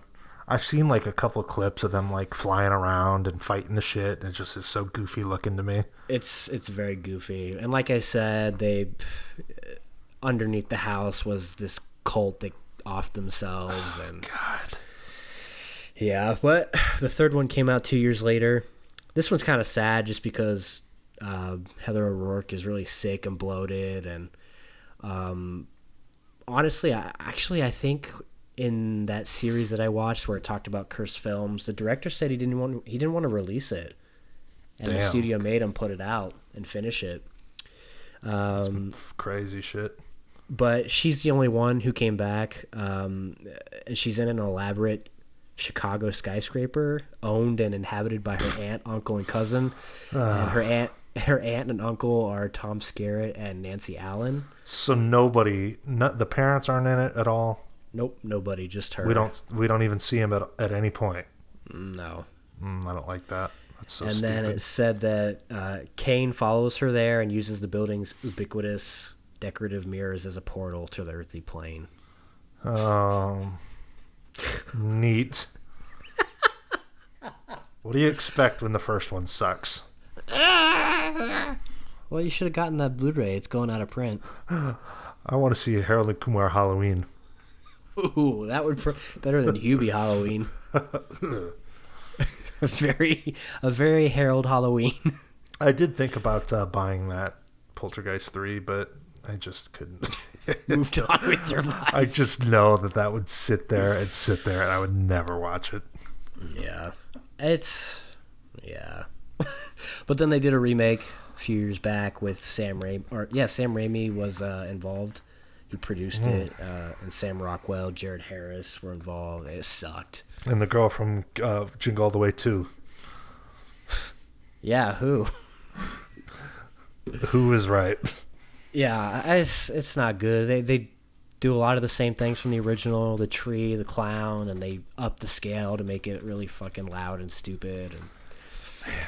But this, I did not hear about this, and I don't know how real this is, but I saw it on the Wikipedia page. The fuck was that? Do you hear that? Yeah. Oh, I think my cats are fighting. It scared the shit out of me. Uh-oh. I didn't hear about this until I was looking at the Wikipedia page, but it says on April 10th, 2019, it was announced that the Russo brothers would helm a remake. Another remake? The same guys that did the last few Avengers films. Like, it's just... Oh, God, whatever. People... That's the popular shit nowadays, of the paranormal stuff, you know? Yeah, but... Well, just think, though. Imagine them making, like, that, but then making it, like... Sort of like The Conjuring or something like that, you know? That'd be a hit. Yeah, it would. And I guess what had happened was because they did so well and made so much money for the studio allowed them to take any of their properties and make what they wanted, and I guess that's what they picked. So, we don't need it. I'd watch it, I guess, but we don't need it. And then a couple sequels to Night of the Living Dead. I didn't realize these were sequels, but Dawn of the Dead and Day of the Dead. Yes. Well, I mean, they're sequels in the... Of the Dead, whatever you want to call them. I don't know if they take place in the same universe. I mean, who knows? Day of the Dead was number 1 on that list, so They're definitely... I haven't seen them. Yeah, it's definitely like a series, though, for Romero. I like Day of the Dead a lot. It's like these people in this underground sort of research facility, I guess. And, you know, it's pretty badass at the end. Spoilers, but somebody ends up fucking up, and, like, the gate, the thing that lowers down ends up opening up. And, of course, all the zombies spill downstairs where they're all at, you know? That's kind of awesome. Which one is that? That's Day of the Dead. Okay, do you have that one? I do, yeah. Scream Factory. Want to borrow it? And then, sure. Yeah. And then Dawn of the Dead, which obviously turned into a remake eventually. The original Dawn of the Dead is a masterpiece, man. Love that movie. That is my favorite. Have you seen that? Do you have that one? I do, but I don't have it here, and that Blu-ray is super out of print, and it's like fucking... You can't even fucking like rent that movie on Amazon. It's so hard to find for some reason, but... Weird. It's phenomenal. That one come out in the 70s? I think that might have been early... 1978, so the same year as Halloween. Yeah, same year as Halloween. It's really good, though, because, like, I like Night of the Living Dead, but at that point it's still kind of archaic, you know? Like, watching it now. But it is, but that ending is awesome. It's awesome, but, like, when you jump into, like, Dawn of the Dead, it kind of kicks it up a notch. I mean, still, it's not the zombies that we know today, but... It's cool.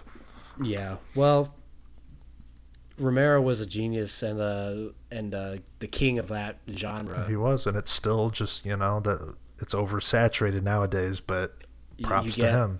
Yeah, I mean, Of the Dead is Shaun of the Dead. You get all these other Of the Deads. And it's just, he was influential. All right. One more series, and then we just have a couple trickles. But Scream. You don't really love this series, do you? I mean, I don't get it. It's like supposedly super smart and meta, but I don't. Yeah, Scream, the original Scream, is fine. It's decent. It's enjoyable. Mm-hmm. But the problem with that franchise for me is that every movie it's just the same thing repeated. And I guess you could say that with Halloween. Okay, oh, Michael's killing more girls, whatever. But That's true. like the whole thing with Scream is kind of like reliant on this plot twist or whatever you want to call it, and Right. it just like it works once for me, and then that's it. Well, and then I say what I said, and I guess I rated Scream a 4. So Ooh, that's too high. What do I have it as? 3.5. That's mighty be generous. Yeah. I don't know. It was obviously massive at the time. It really. You had Courtney Cox at like the height of her career because she's got Friends going on at the time, and Neve Campbell. I mean, she's still mommy. Oh, these days. Yeah. Well, how's she holding up? Let's take a gander here. I think pretty good. No, I don't want to look at Neve Schulman. All right. Is that the catfish guy? Yeah. Oh, she's still hot. She might be hotter now, honestly. Man. Perhaps, yeah. You ever see that Wild Thing scene? No. I love a nice mature woman, though. Yeah, go ahead and look up the Neve Campbell, Denise Richards scene. Whoa. Live reaction here on the podcast. I'm going to start slapping it on air. Damn. Yeah, but wow, you rated 2 as a 3. Okay, well, I guess I'm full of shit then. Yeah, I rated it a 2. 3 is the first one I ever saw, so I think I might enjoy that one a little more because of that fact, because I grew up with it, because I have that as a 2.5. I haven't even seen Scream 4. It's got my girlfriend in it. Your girlfriend? Seth, your girlfriend. Rory Culkin. Oh, yeah. Yeah, he's in that. This one gets really stupid with the meta. They're like hosting this stab party, and Bro, just the fucking like banners for Letterboxd for the movies like annoy me. Like, let's all look real cool, and they're all the same, and it's just, God. Yeah, they're exactly the same. But in 2022, we're getting a Scream sequel. Yeah, I know people are excited about that. Everybody's coming back. Marley Shelton. Ooh. Mm-hmm. Yeah, I mean, this series hasn't really done it for me personally, but I know people love it, and you're dumb. All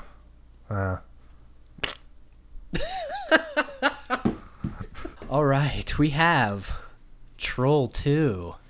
Ugh, man, has anyone even seen Troll 1? Like, nobody's watched that one. Is there even a Troll 1? I think it's called something else. It's just called this Troll. This is one of the strangest quote-unquote franchises. It's just called Troll, but it's got nothing to do with Troll 2. Yeah, and then they're not even trolls or goblins. Yeah, dude. Like that movie's a running joke, but I think it's I think it's fun. I mean, it's awful. It's horrible, but I think that's what makes it fun. Like, you could sit around with some buds and just laugh, and oh god, I mean, there's so many dad quotes is from terrific. it. The dad is terrific, and the sequel that came from it, or not the sequel, the documentary that came from it. It's lovely. Just dude, he's like a dentist, and all these people come in. He's like trying to tell him about his Troll 2 experience, and like nobody gives a shit.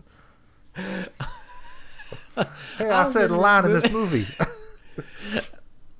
I will tie my belt buckle, but I lose. I don't feel pain. So there was a part with this kid that played my son, and I told him, "You can't piss on hospitality." And they just don't get it. No, yeah, as they wouldn't. You should definitely, everyone out there should definitely watch the Best Worst Movie documentary, directed by the kid from Troll 2, Joshua. Yeah, Joshua. It's pretty interesting, and then they go and like They show up at the lady that played the mom's house, and like she's really kind of spooky, and it's entertaining. Yeah, there's something wrong with her. I think they have to talk her into talking to them. Very odd. Strange. But on Letterboxd, it shows there's another sequel in the next year called The Crawlers. That's which probably also... Yeah, it shows up at the bottom as related films, and Whoa. I don't know if it has anything to do with it. Again. That's funny. People from a small town are attacked by evil radioactive tree roots growing in the forest. I mean, it's the same thing. Pretty much, yeah. What are you doing to my son? They're eating her. They're going to eat me.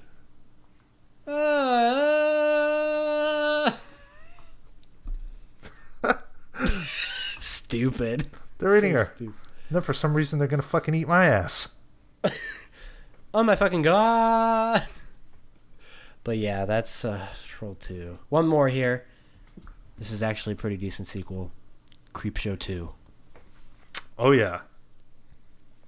Maybe... Actually, I think I prefer the first one. But that's not to say that this one's bad at all. Yeah, you know what? I've never seen the first one. Well, that one was directed by George Romero. Heard of him? I have heard of it. Yeah. Heard of him? I've heard of him. You'll get to your food soon. We're almost done. No, I'm not. I was looking at something else. I was responding to a text. Creepshow 2, great anthology. Well, the first 2 parts are good. Yeah. I don't like the hitchhiker storyline. No?